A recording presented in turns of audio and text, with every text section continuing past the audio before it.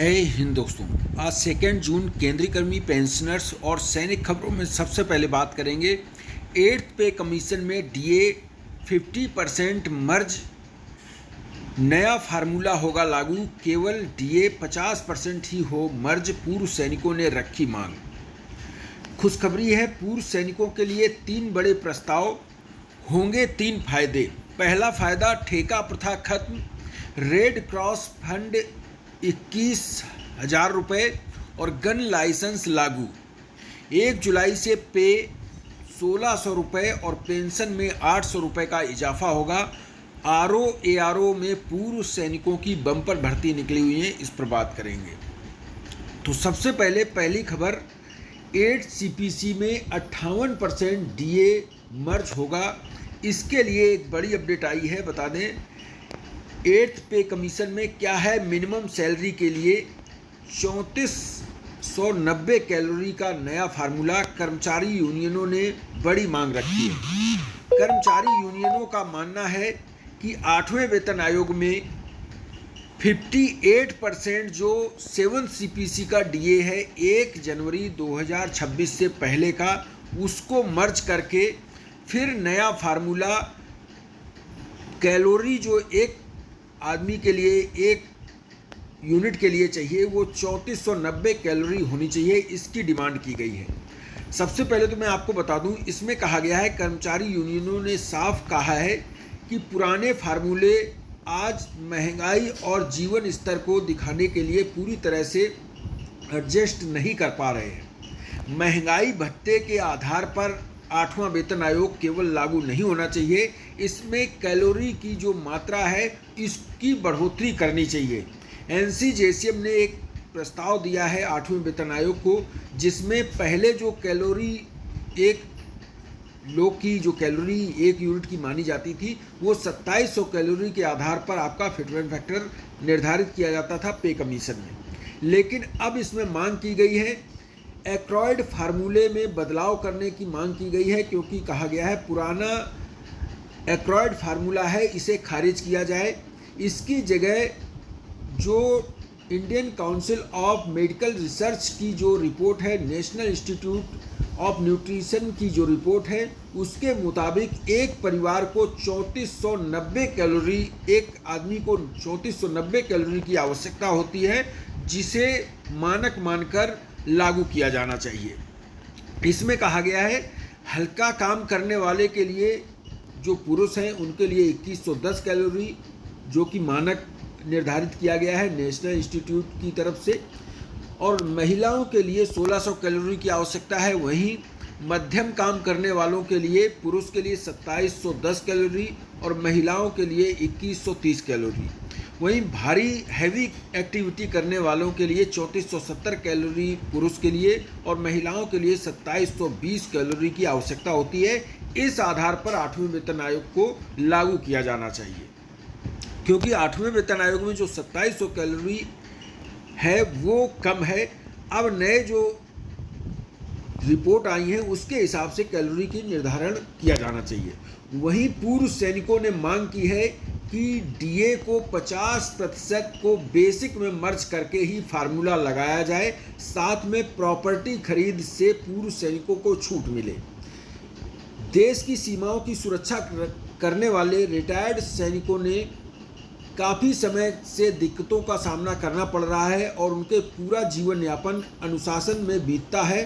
पूर्व सैनिक ने मांग की है केंद्र सरकार से कि 8वें वेतन आयोग में जो डीए है 50% को बेसिक में मर्ज करके उसके बाद फिटमेंट फैक्टर दिया जाए। यानी कि अगर आपका बेसिक 22,000 है तो उसमें 50% डीए यानी कि 11,000 मर्ज करके 33,000 बेसिक हो जाए और उसके बाद फिटमेंट फैक्टर लगाया जाए। इससे फ़ायदा ये होगा कि आपका फिटमेंट फैक्टर जो है 33,000 में लगेगा, ना कि 22,000 में। तो पूर्व सैनिकों ने ये मांग रखी है और साथ में पूर्व सैनिकों ने और कहा है कि पूर्व सैनिकों संगठन हरियाणा वेटरन्स ऑर्गेनाइजेशन के सदस्यों ने रविवार को अमर उजाला कार्यालय में आयोजित एक संवाद में अपनी मांगों को विस्तार दिया है। हरियाणा और वेटरन्स ऑर्गेनाइजेशन के प्रदेश अध्यक्ष चरण सिंह मलिक के नेतृत्व में पहुंचे पूर्व सैनिकों ने केंद्र और प्रदेश के स्थानीय प्रशासन से जुड़ी अपनी मांगों को दोहराया है। पूर्व सैनिकों ने 7वें वेतन आयोग में जो कमियां रह गई हैं उसे 8वें वेतन आयोग में पूर्ण कर पूर्व सैनिकों को विशेष ख्याल रखने की मांग की है। अभी डीए 60% चल रहा है, इसे 50% डीए तुरंत मर्ज कर दिया जाना चाहिए। उसके बाद 8वें वेतन आयोग की जो है फिटमेंट फैक्टर लगाया जाए। ये मांग पूर्व सैनिकों ने रखी है। अमर उजाला के संवाद में ये बात उन्होंने कही है।